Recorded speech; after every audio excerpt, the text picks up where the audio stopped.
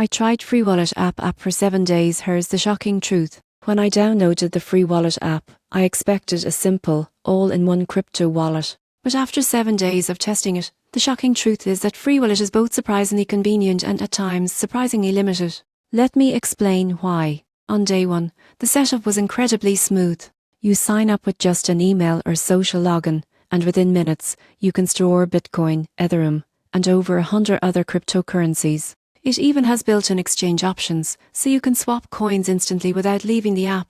Sounds perfect, right? By day 2, I noticed something unusual. Freewallet doesn't give you direct access to your private keys. Most people get this wrong, thinking that a hosted wallet is just as secure as a self-custodial one. But here, Freewallet actually holds your assets in their own system, meaning you're trusting them to keep it safe. Midweek, I tested the built-in exchange. The interface is sleek and fast, and the transaction confirmations were quick. However, fees can vary, and you don't always get the best market rate since you're trading within Freewallet's internal ecosystem. By day 6, I checked their customer support and security options. Two-factor authentication, PIN protection and email confirmations are all included, and their cold storage feature adds another layer of safety. Still, it's not the same level of control as owning your own keys. After 7 days, the truth became clear. Freewallet is perfect for beginners who want simplicity and an easy way to buy, store and exchange crypto in one place.